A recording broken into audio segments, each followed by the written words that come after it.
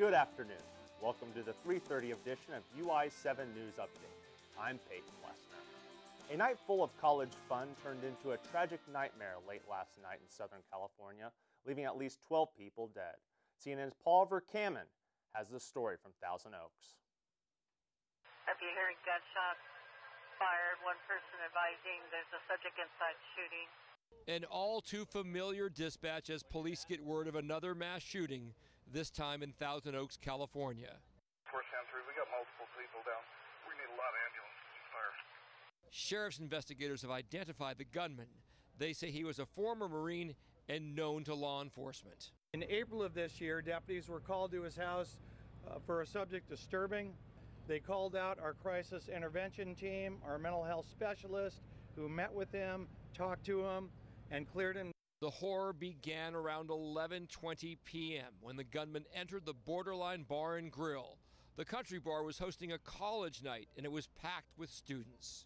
So then our friends got the bar stools and they started slamming it against the window so we could get out.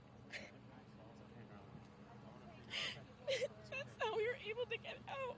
They broke the window. At least a dozen people were killed, including Sheriff's Deputy Ron Hellis, who was one of the first to respond. Gave his all. As I told his wife, he died a hero because he went in to save lives, to save other people. UI7 News will provide further updates from Ventura County as they are made available. Less than 48 hours after the polls closed, the status of President Donald Trump's cabinet continues to hang in the balance. The potential cabinet shakeup comes after Attorney General Jeff Sessions was fired yesterday. Sessions, a former U.S. Senator for 2 decades, had served the position since February 2017. During a press conference, Trump said he was content with his cabinet, but also open to a change. I'm very happy with most of my cabinet.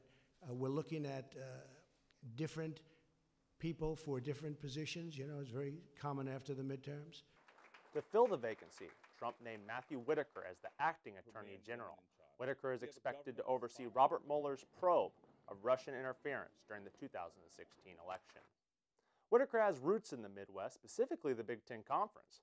He was a football player at the University of Iowa from 1988 to 1992.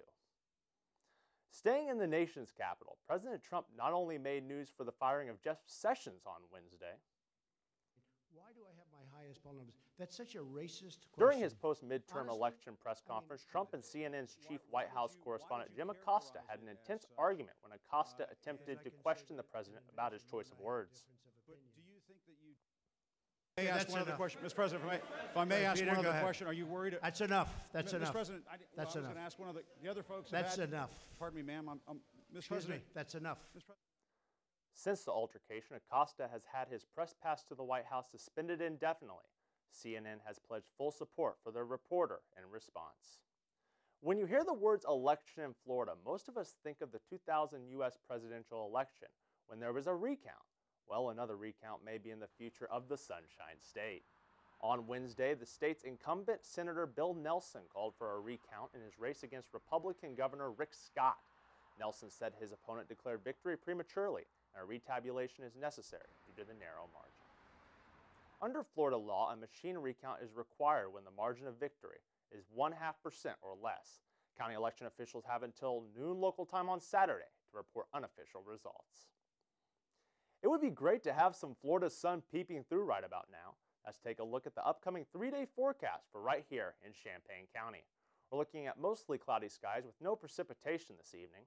Tomorrow, the temperature will begin to drop, reaching a low of 19 degrees. But a positive, the sun should break out from behind the clouds and reemerge just in time for Saturday. For more of our stories, make sure to follow us on Twitter, like us on Facebook, and subscribe to our channel on YouTube. Also, make sure to tune in to our 5 o'clock newscast this evening.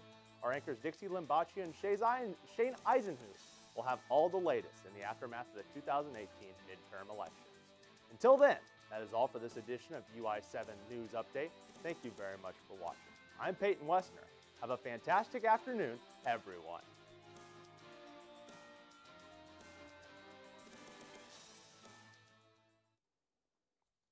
Sorry about that, man. I messed up your name. How dare you? That's my name. Yeah. I could do that 100 times and I wouldn't mess that up. Sorry about that. Whatever.